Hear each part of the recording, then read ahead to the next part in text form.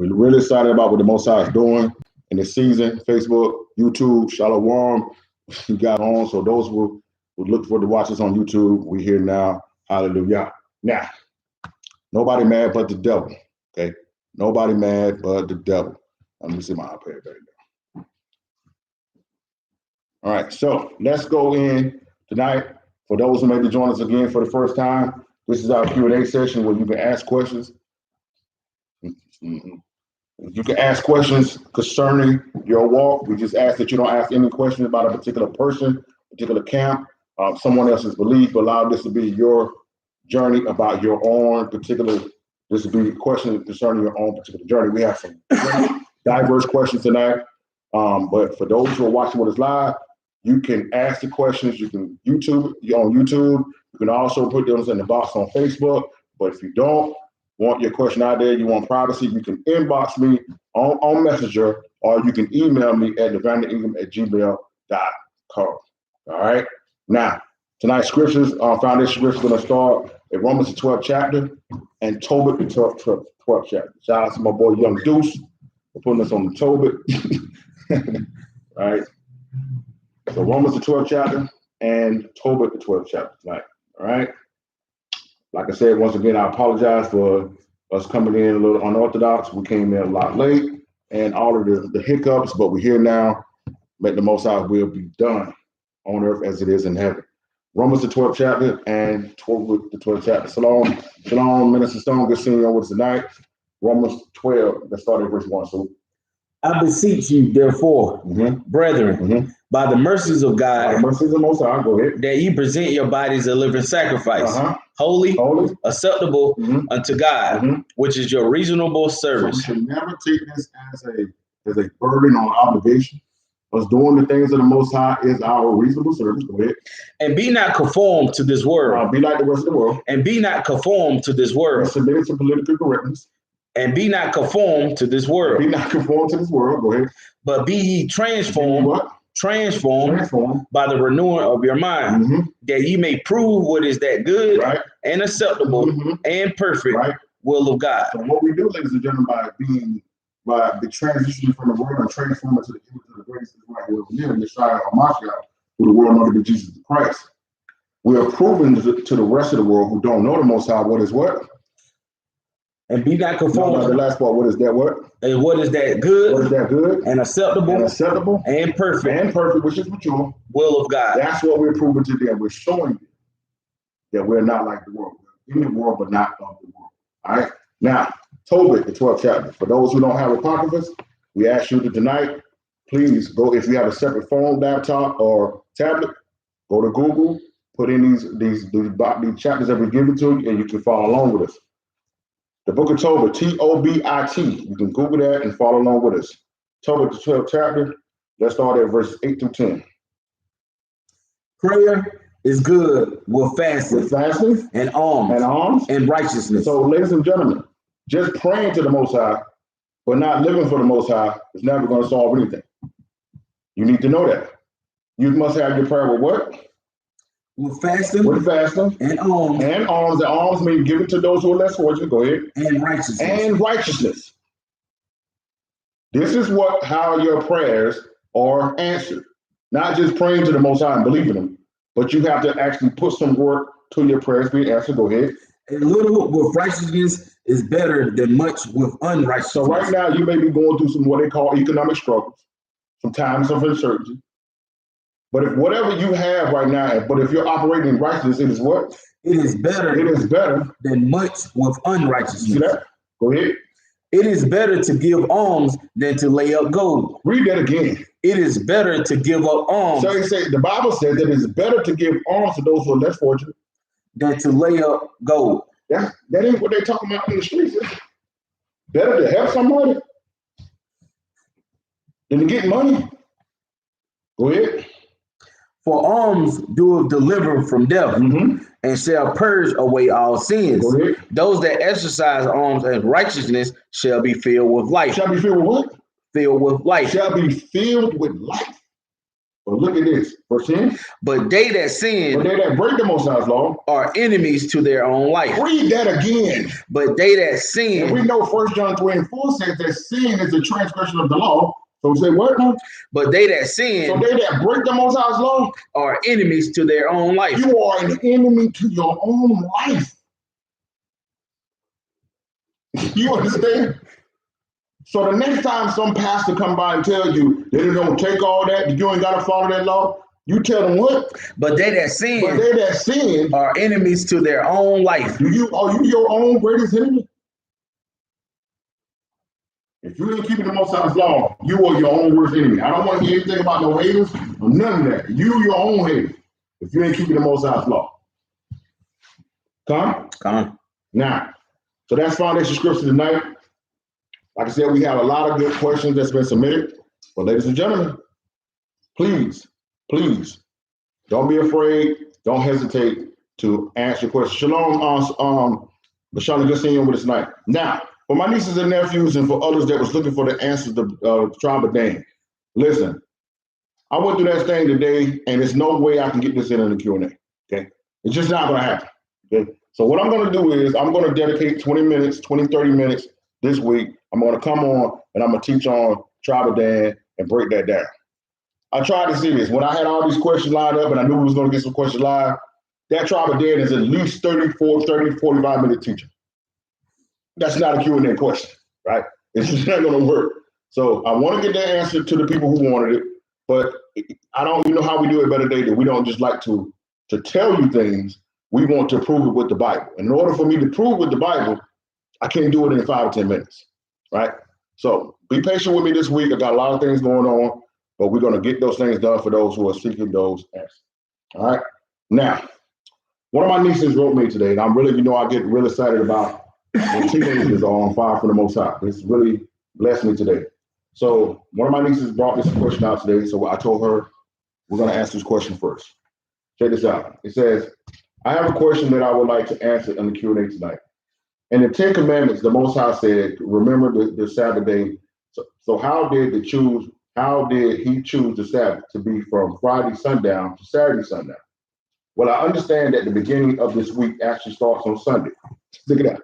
Young Judah right here. Listen, I already know that Sunday can't be the end of the week. She's bringing it out. She said, I actually understand that the beginning of the week actually starts on Sunday. So it would make sense for Saturday to be the 7th day. But why not all day Saturday be considered the Sabbath? Where did Friday sundown come from? That's a dynamic, great question, right? So let's get an understanding of what that means. Let's go to Genesis 1. Now, let's go to Isaiah 55 first, though. So let me show something right quick, because what people have to understand is that we have grown so accustomed to doing things according to man, where we don't look at the Most High way of doing things anymore. So that's very important that we understand and establish that what we're talking about here was not established by man, but it was established by the Most High, right? So let me get Isaiah 55 and let me get verses 8 through 9. Watch this. For my thoughts are not your thoughts, neither are your ways my ways, said the Lord. So what we have to understand is the Most High way of doing things is not the way man do it, right? And we knew that the Bible tells us that in time of Daniel, that man would change times and laws so that things would go the way he wanted to go. But it wasn't us. It was the Gentiles, the nations. Shalom, Ladon, good seeing you with us tonight. So it's very vital that we understand. Read that from again. He says what? For my thoughts are not your thoughts, neither are your ways my ways. Matter of fact, so start at verse 6. Isaiah 55 and 6. Bring it out. Seek ye the Lord while he may be found. Call ye upon him while he is near. Let the wicked forsake his ways. Let the wicked do what? Forsake his ways. Forsake his ways. And the unrighteous man, his thoughts. So we have to understand that we're living outside of the Most High's law and his word. We are unrighteous. We are wicked. So we can't go and base our life on what we always knew, what we also always thought to be right. We have to move past that. So we have to go away from our ways and our thoughts. Go ahead. And let him return unto the Lord. And we must return unto the Most High. Go ahead. And he will have mercy upon him. And he will have mercy upon us. And to our God, for he will abundantly pardon. You see that? So this whole thing of, man, that's what we always done things. You don't take all that. That day is over. If you're dealing with people who say, this is what we always do it, and I'm not moving from it, you better run as fast as you can. Go ahead. For my thoughts are not your thoughts, neither are your ways my ways, said the Lord. So the way that people gonna do, the way people do things, the Most High said, they ain't got nothing to do with me. The way these religions do things, they ain't got nothing to do with me. Okay, verse 9. For as the heavens are higher than the earth, right, so are my ways higher than your ways, right, and my thoughts than your thoughts. See that? So that means if we want to be aligned with the Most High, we must move past our ways, our thoughts, our traditions, our ways of doing things, and come back to the way of the Most High. Right? Now, let's go to Genesis 1. I wanted to make sure that was clear from the gate. So, so she said, so how is it that it's just not all day Saturday? How did it start Friday, Sunday? Good question. You need to understand the difference, right? So let's start at the beginning. That's the Genesis 1, verse 1. In the beginning, God created the heavens and the earth. In the beginning, Yah created the heaven and the earth, right? Go ahead. And the earth was without form, right, and void, right, and darkness was upon the face of the deep, and the Spirit of God moved upon the face of the waters. And God said, let there be light, right, and there was light, right. And God saw the light, that it was good, and God divided the light from the darkness. Right. And God called the light day, and the darkness he called night. And the evening and the morning was the first day. Now, I think it's two clear things that you need to see here. Number one, notice that there was light and darkness, but there was no sun and no moon. Okay? This is the very first day of the creation of earth. There was light, there was darkness, but there was no sun, and there was no moon, right? So the Most High said, I am the light, I move forth the darkness, right? Outside of all those things. The sun and light was creation for man, not for him, right? So he said that the evening and the morning was the first day. So at the very beginning, when the Most High created the earth, he started the day at evening. How do we know that? Verse 2, read that verse 2 again. And the earth was without form and void, right? And darkness was upon the face of the deep. What was upon the face of the deep? Darkness. Darkness. So that's showing you how the Most High operates. Darkness starts, but when he comes, light comes. Y'all see that? Right? So he's showing you right here, listen, the new day starts when it gets dark. The day in your time of your working begins when the sun comes up. Look, that's how I started at the beginning. Then go down to verse 8.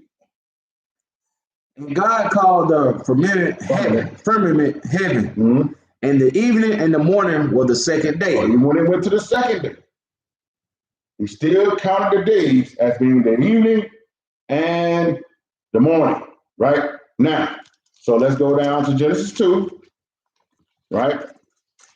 Start at verse 1. Thus the heavens and the earth were finished, and all the hosts of them. So that means for the first 6 days, everything was done on the 6 days that it took to create the earth. Go ahead. And on the seventh day, God ended his work, right, which he had made. And he rested on the seventh day from all his work which he had made. Right. And God blessed the seventh day. Bless what day? The seventh day, and sanctified it, because that in it he had rested from all his work which God created and made. Now go down to verse, back to chapter 1 and go down to verse 31. And God saw everything that he had made, and behold, it was very good. And the evening and the morning were the 6th day. So that I wanted to make sure you started it. Everything on the earth was done on the 6th day, the evening and the morning. So that meant if the 7th day was a Sabbath, when did it start? On the evening, right? So that day When we say Saturday, if we start doing the day of Saturday, according to the world standard, we've already missed part of the Sabbath. Sundown to sundown. Right now, according to the earth, we're in Tuesday. What time is it right now? It's 8:05. So in about 20 minutes, the sun's going to go down. The rest of the world is going to say, yo, it's just Tuesday night. But we say it's what? Wednesday. You understand? We operate from sundown to sundown. Now let's go to Exodus 31. Let's see as it was implemented into the, matter of fact, let's go to Leviticus 23. Well, let's go Exodus 31 because I want to see that that's a sign. Okay. Let's go Exodus 31.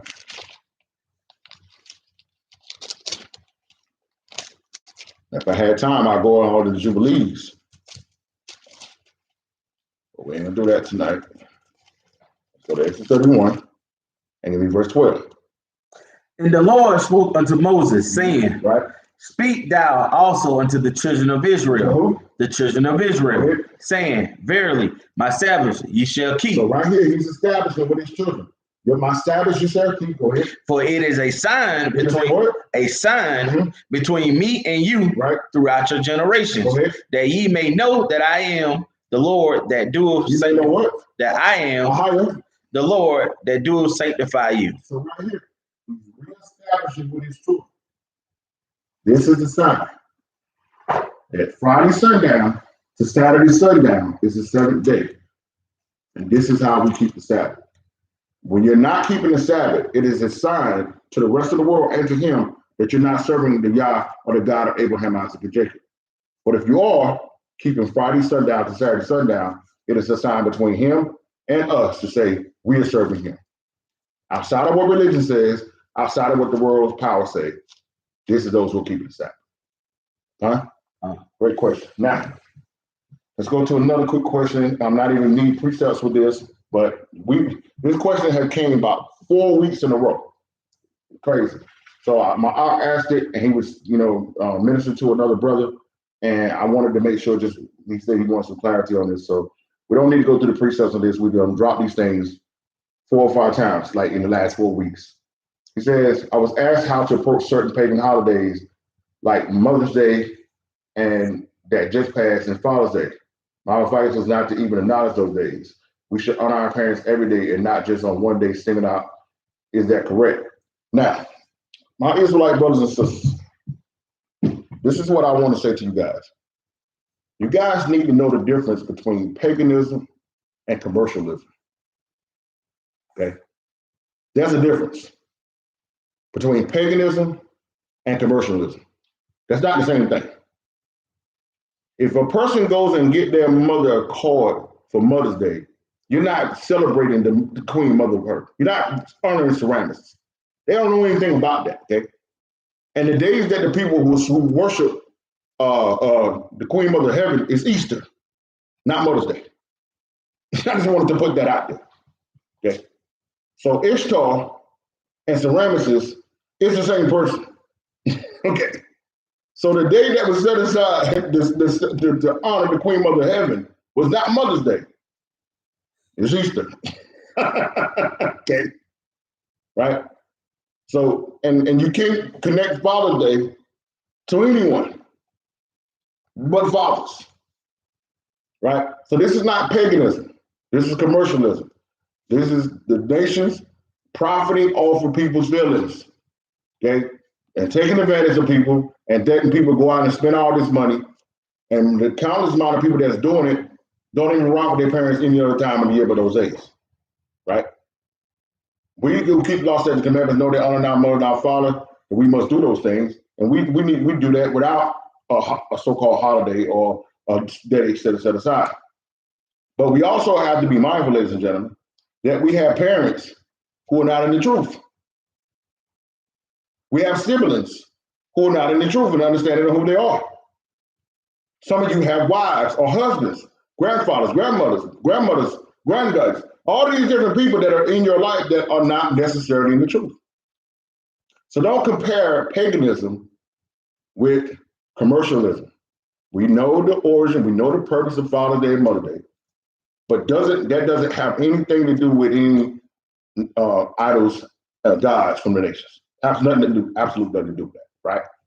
But if your father and your mother's in the truth and they don't care nothing about it, then you don't worry about it. If God forbid that your mother and father's already gone, going back to the Most High, and you don't have a father and mother, don't worry about it.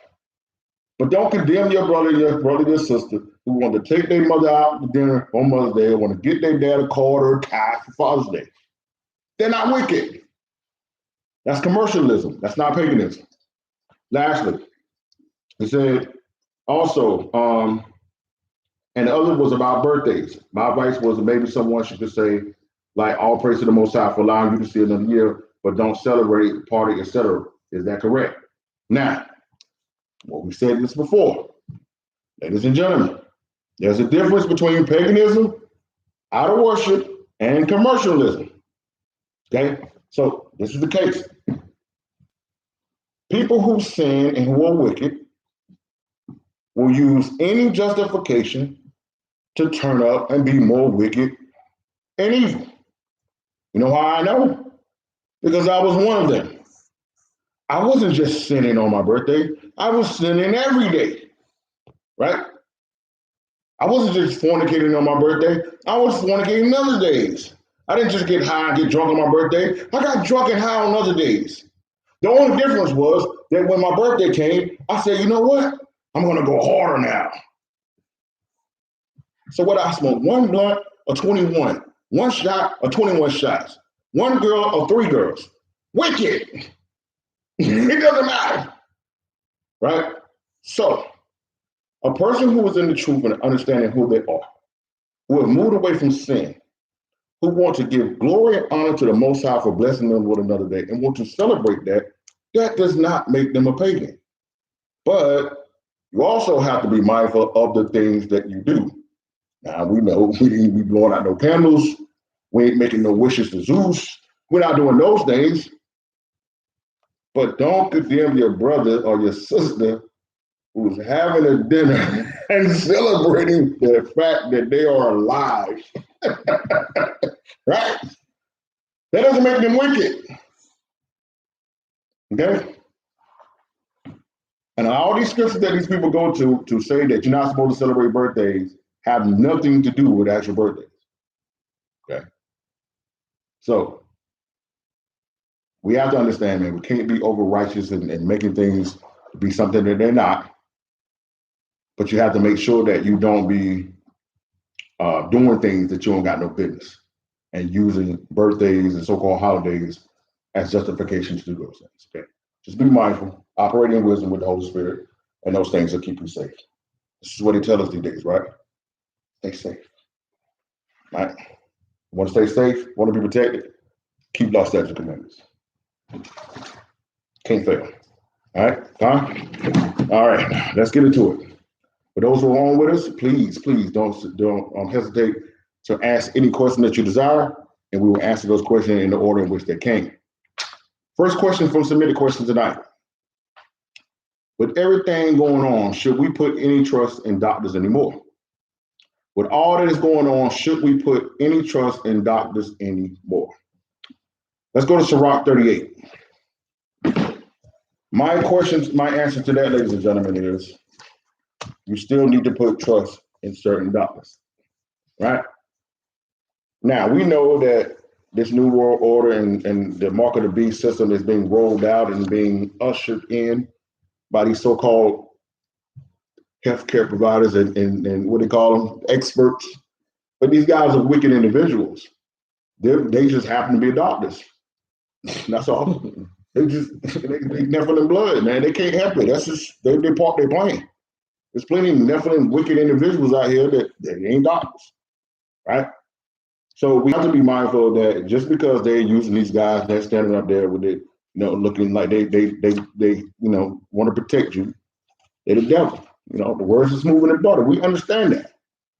But we have to understand too, if you mess around and get shot in your arm or you got a broken leg, you're going to sit at home and die in pain just because all doctors are wicked. That's not wisdom, right? So let's go to Sirach 38, and let's look at it for what it is. Do you trust a doctor? I'll put it like this. Let's just let the script speak for a second and we'll break it down. Sirach 38. For those who don't have the apocrypha, go to Google and put in SIRACH and put in chapter 38. We're going to bring out a few scriptures there. Sirach 38. So let's start at verse 1. Honor a physician with the honor due unto him for the uses which ye may have of him. Right. For the Lord have created him. Read that again.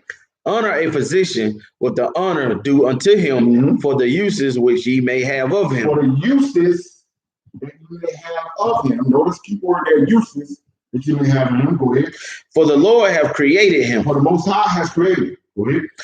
For the Most High cometh healing. Read that again. For of the Most High cometh healing. Nah, from John Hopkins. For of the Most High cometh healing. Nah, man, this is from Cancer Research. For of the Most High cometh healing. Nah, man, it's from the FDA. For of the Most High cometh healing. Nah, man, it's the CDC.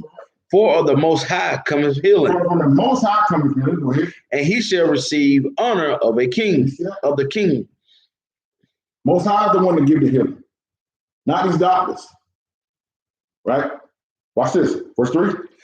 The skill of a physician shall lift up his head, and in the sight of great men he shall be admiration. He'll be admiration. So what happens is, because they have these different skills, they have these different talents, or whatever the case may be, they begin to be in honorable positions in the community. Now, ladies and gentlemen, some of you may be old enough to remember back in the day that doctors were really honorable people in our communities. They went out their way to help people, right? But you have to understand, ladies and gentlemen, once capitalism and all these things come into the play, with money, we bring money to the table, things change. You understand? But we can't throw out the baby with the bathwater. Watch this. Verse 4. The Lord have created medicines out of the earth. Read that again. The Lord have created medicines out of the earth. He created medicines out of the earth, not a lab. Okay? That's what you need to know. Go ahead. And he that is wise, and he that is what? Is wise, will not abhor them. That means you won't hate them. You won't go down there and tell somebody, listen, I'm sick. Give me some poison. Matter of fact, shoot some pig blood and some monkey pus and some what's that other stuff, Jay? What's that? Amalahide, right? Put that in. That's some metals. That's gonna make me better, right? So as I was leaving tonight, right, I was walking out the house, and there was a rumor going around that people were catching the so-called coronavirus twice, right? They saying like you get it and then people get sick again, right? That's what they were putting out there, right? So they came out of that and they know that was too far stretched, right? They was like, oh man, they're not gonna believe that one, right? Because so they was like, yeah, okay, so that's not accurate. You can't catch the coronavirus twice. So as I was walking out the door tonight, I said to myself, if that's the case, why are you working on a vaccine?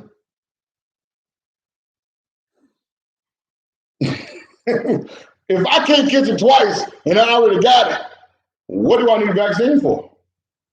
You told me 1 million people caught it, right? That's what you told me, right? And you told me like 900-something thousand of them didn't die. I think the numbers they're saying now is up to like 91,000, right? So like 1 million something got it just in America, 900-something thousand of them survived. What is the vaccine for?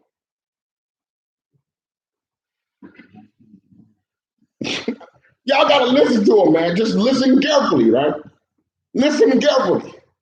If 1 million plus got it, but 900,000 survived no vaccine, but I can't catch it no more, what do I need the vaccine for? Come on. Y'all must pay close attention. So we don't throw the baby out with the bathwater, but you don't go to the devil either, right? Watch this. This is how you know. Go down to verse 9. My son, in thy sickness be not negligent, but pray unto the Lord. But pray unto the Most High, and he will make thee whole. So this is the problem. This part of the equation has been thrown out And I'm gonna go run down there and tell him, hey man, hey, test me. I got a scratch in my throat. I got to have it. Right? That's what they told me, because they said, hey, the symptoms is changing every day. Every day it's changing. I got the chills, coronavirus. My knee hurt, coronavirus. I bumped my toe and it's hurting longer than 5 minutes, coronavirus. Oh, now it's up to diarrhea now. They going across the spectrum now. Yo, man, my eyes, instead of blinking just once, it's blinking like twice now. Bro, you got that corona, bro. Straight up. You feel me? Watch this. Watch this. Read it again. He says what? My son, in thy sickness, be not negligent, but pray unto the Lord. Pray unto the Most High. And he will make thee whole. Right. Leave off from sin. He said what? Leave off from sin. Notice that this is not also being put into the equation. So I'm going to put the mask on, right? But I'm going to go right out and fornicate. And I'm good. I'm going to break the Sabbath. I'm gonna take the mask down and eat a ham sandwich. But that mask is going to protect me, right? Read it again. He says what? Leave off from sin. Leave off from sin. And order thy hands aright. And cleanse thy heart. And do what? And cleanse thy heart. Right. From all wickedness. From what? From all wickedness. From all wickedness. Go ahead. Give a sweet savior and a memory of fine flour. A memorial of fine flour. And a memorial of fine flour. And make a fat offering as not being. So he said, listen, you got certain things going on. You need to sow some things. You need to pay some tithes. You need to get some offerings. Believe for this healing. Here, watch this. Go ahead. Then give place to the physician. Then give place to the physician. Not go to the physician first. Go to the Most High first. Because he's told us that all healing comes from the earth. And this is where you're going to get your healing from. But when you got something going on in your life, you do all of those steps first. Then what?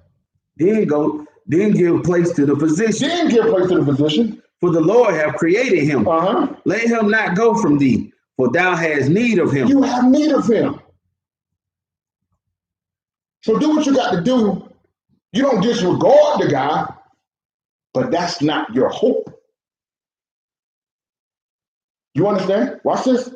Verse 13. There is a time when in their hands there is good success. Read it again. There is a time when in their hands there is good success. So there can be some situations where you really need a physician. You got stomach virus, right? You got food poisoning. This ain't no time to sit there and quote the Bible there. You need it out. Your leg is broke. You got in a car accident. You have a concussion. Now it's time to go see the doctor, right? But when I got some other matters, before I go there, I got to take those steps with the Most High. Right? Watch this. Verse 14. For they shall also pray unto the Lord. Read it again. For they shall also pray unto the Lord. So if you got a physician who's a devil and a Satanist and an atheist and don't believe in the Most High, you better not be there.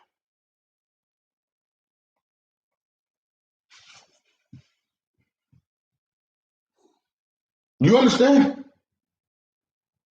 It's not all doctors are wicked, but the ones that ain't with the Most High is.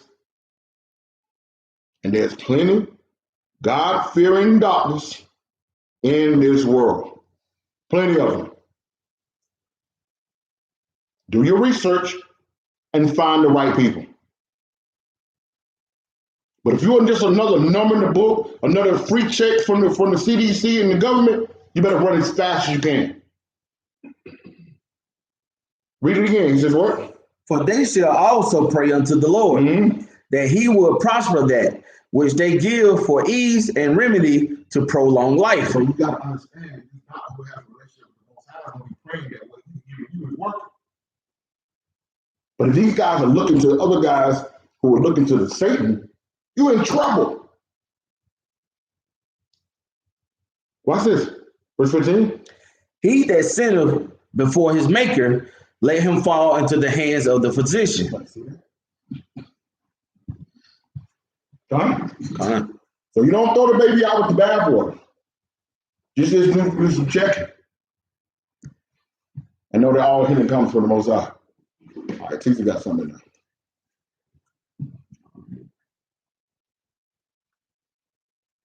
All right, it says when Israelites accept Christ and follow the laws as outlined by the Bible, they are granted access to the kingdom. What is the eternal fate for a Gentile who accepts that Christ is the Son of the Most High and follows the laws? Let's go to Isaiah 56. Matter of fact, let's go to Isaiah 4. No, yeah, let's go to Isaiah 56. Let's go to Isaiah 56 on that. All right. So, and matter of fact, let's get Matthew 25 on that too. I was just talking to someone about this the other day, and I was trying to find a way that we can bring this into lesson, but now I see the Spirit of the Most High wanted this brought out with this question. Because I got these 2 lessons that I want to do, like some 2 little short lessons I want to do called Dear Pastors, and I want to do a lesson called Dear Gentiles, because there's a mixed message that's being put out here. So I want to do a lesson called Dear Pastor and put it out to these pastors that, who are allowing pride and uneasiness and uncertainty to keep them in Christianity. So be looking on the lookout for that. But I also plan on doing a lesson called, not on the Sabbath, but some Sunday or during the week or something, called Dear Gentiles. Because the Gentiles are really in a place right now where they are really afraid and they're really like going through right now. They don't really know what to do. And they need guidance just like everybody else. You understand? So we need to make sure that we don't allow the things of this world or the things that we're going through get low. To mess us up. So YouTube, I'm going to put it out there right now.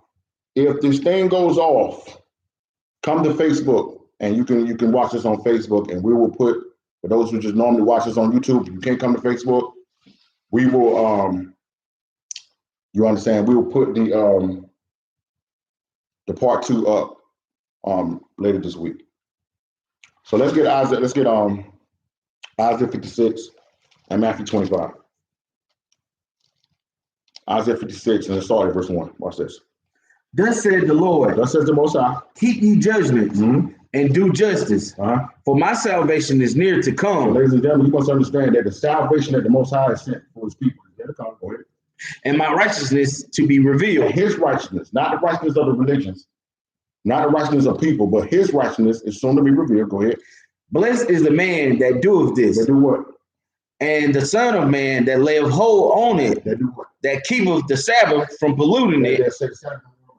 That keepeth the Sabbath from polluting it. Keepeth the Sabbath from polluting it. And keepeth his hand from doing any evil. Neither let the son of the stranger that have joined himself to the Lord to the Gentiles, go ahead, speak, saying, the Lord have utterly separated me from his people. Neither let the eunuch say, behold, I am a dry tree. Also the son of the stranger that joined themselves to the Lord to serve him and to love the name of the Lord, to be his servants, everyone that keepeth the Sabbath from polluting it and taketh hold of my covenant, even them will I bring to my holy mountain and make them joyful in my house of prayer. Their burnt offerings and their sacrifice shall be accepted upon my altar. For my house shall be called a house of prayer for all people. For all people. Now, let's go to Matthew 25. So, a lot of Gentiles, Shalom, Mama, be good seeing you with us tonight. A lot of the Gentile brothers and sisters have gotten to the point where they are, I'm starting to see even in the Christian church across America that some Gentile churches are moving to the Sabbath. Some Gentile pastors are moving to teach the law again. All praise. We're glad to see that. But what I am not seeing as a whole, on a large scale, I would say, is the acknowledgement of the true Israelites. And I understand this may be a problem. I understand this may be a transition. Now, I do know some personally that do have, but as a whole, you ain't seeing this done on a large scale of who are the real Gentiles. And what they're doing in many cases is they're going into that replacement theology, which we have a question on that coming up. So I'm not going to go into that. So I want to go to Matthew 25, and I want to put this out here for the Gentiles.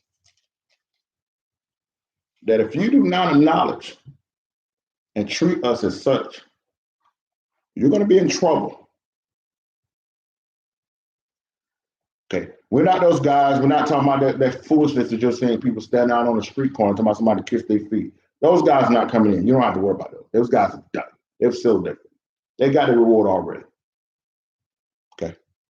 But I wanted to bring this out here tonight because a lot of our brothers and sisters are being misconfused. And the sad thing about it is our own people who what I'm trying to say, who allegiance and loyalty is to the Christianity and not their own people and not their own Yah. They out here making these guys feel like, oh, it's okay. You can stay over there. You don't got to acknowledge me. Listen, I don't need to pass on the back, but you better acknowledge Yeshua and for what he said. And I'm going to let you see it out of his own words, out of his own mouth.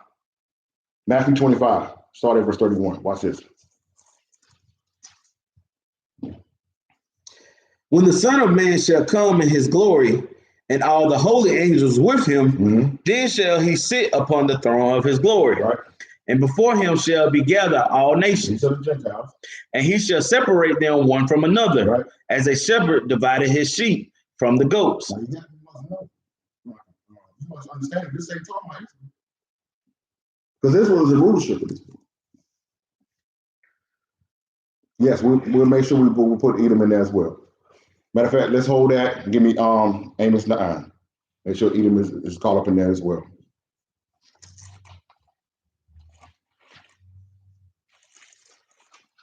So we make sure this is clear.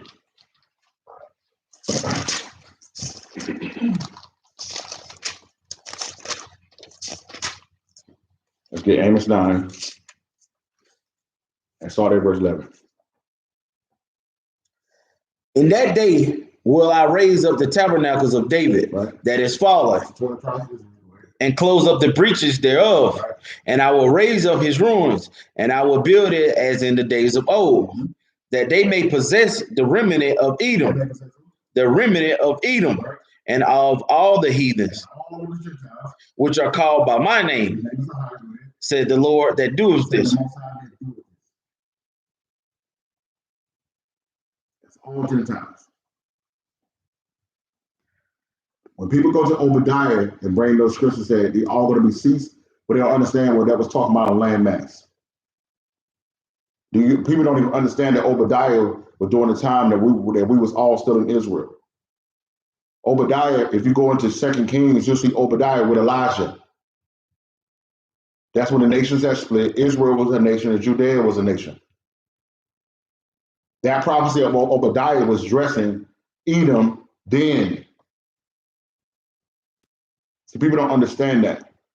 Now, it was prophetic thing, but when he said, no, you be done, you be out of here, that's actually talking about in that land. That's a land mass. Look at it in the Sefer. It breaks it out even more better. It's better in the Sefer. Let's go back to Matthew 25. Read that verse 32 again. And before him shall be gathered all nations, right, and he shall separate them one from another, right, as a shepherd divided his sheep from the goats. Mm-hmm.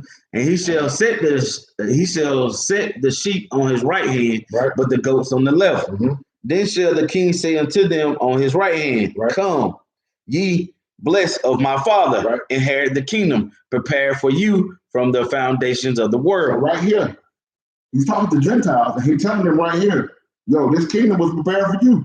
You're here. Even though we know that it was made for Israel, your part of the kingdom was prepared for you for how long? Since when? And prepared for you from the foundations of the world. You see that? Go ahead.